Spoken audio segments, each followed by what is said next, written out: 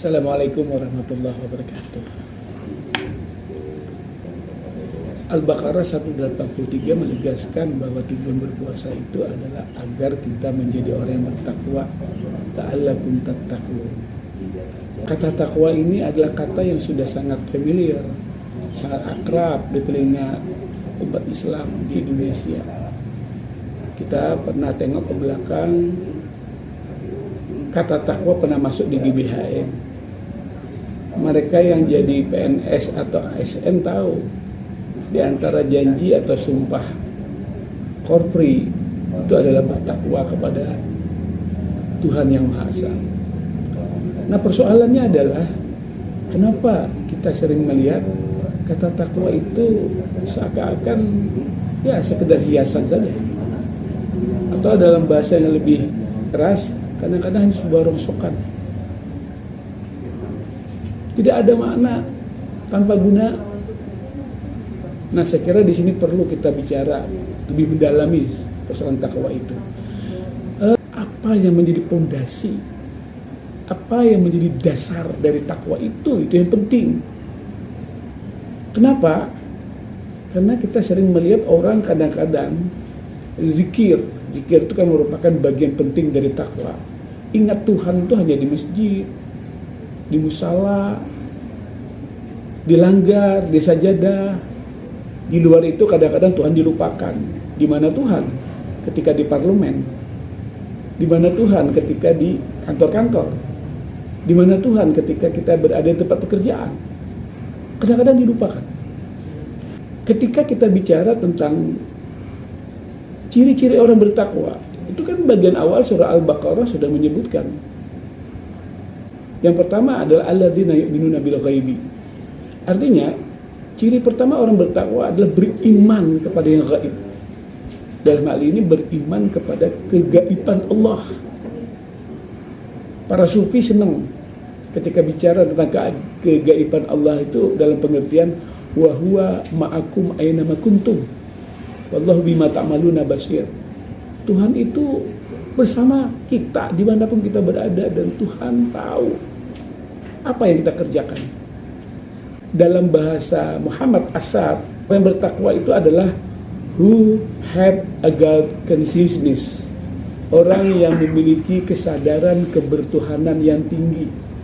Orang yang memiliki kesadaran kebertuhanan yang tinggi itu adalah orang yang merasa memahami Allah itu omnipresent.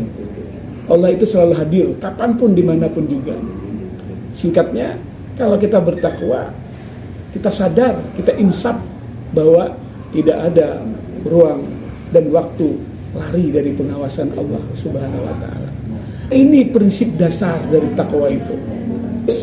Apa kaitannya dengan puasa? Nah, di dalam hadis qudsi kan disebutkan as-shaumu li wa ana ajzi bihi. Puasa itu untuk aku, ya Tuhan, dan aku yang tahu, dan aku nanti akan mengganjar. Artinya, puasanya seorang hamba itu hanya Allah yang tahu. Apakah dia betul-betul puasa atau tidak? Karena puasa adalah ibadah yang sangat personal, ibadah yang sangat pribadi. Hanya dirinya dan Tuhan yang tahu apakah dia berpuasa atau tidak.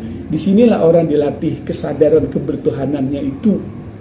Dia kenal Tuhan, dia dekat dengan Tuhan, dia merasakan kehadiran Tuhan, dia merasa diawasi Tuhan. Saya kira ini yang penting sekali. Karena itu pantas kalau dalam sebuah hadis, ketika Nabi ditanya, ma aktsaru yadkhulul jannah, apa yang paling banyak membuat orang itu masuk surga? Dengan singkat Nabi menjawab, at-taqwa minallah wa husnul khuluq. Ketakwaan kepada Allah yang dibuktikan dengan akhlak budi pekerti yang luhur. Nabi juga ditanya, apa yang paling banyak membuat orang masuk neraka? Ma aktsaru yadkhulun nar. Dengan singkat Nabi menjawab, dua lubang dalam dirimu, al-fam wal faraj. Ini sangat kuat kaitannya dengan puasa. Dengan kesadaran kita menyadari Tuhan itu selalu hadir bersama kita, mengawasi kita. Kita disuruh untuk menahan diri, minimal tidak menggunakan mulut dan kemaluan kita di siang hari. Itu mengajarkan bagaimana kita memahami sesungguhnya esensi, dasar, pondasi takwa, yaitu a God consciousness. Menyadari kesadaran ketuhanan yang tinggi, dan menyadari bahwa Tuhan itu ada bersama kita kapanpun dimanapun juga. Insya Allah kalau ini dipahami, tidak akan pernah terjadi pelanggaran moralitas dalam hidup kita. Orang yang ingat Tuhan, para mutakin, dia akan menjunjung tinggi moralitas yang tinggi. Sedangkan orang-orang yang egois, yang tidak mampu untuk menahan diri, yang hanya tertipu oleh kepentingan sesaat, dia tidak bisa berjalan seiring antara moralitas yang tinggi dengan hal-hal yang menyentuh persoalan egoisme. Saya tutup dengan surah Al-Qiyamah ayat 10 yang berbunyi, kalla bal tuhibbunal ajilah wa tadharunal akhirah. Sungguh manusia itu sengsara. Kenapa? Karena dia menyukai hal-hal yang bersifat jangka pendek, tapi dia melupakan akibat-akibat jangka panjang. Karena dia tidak menyadari tentang kehadiran Allah, pengawasan Allah. Assalamualaikum warahmatullahi wabarakatuh.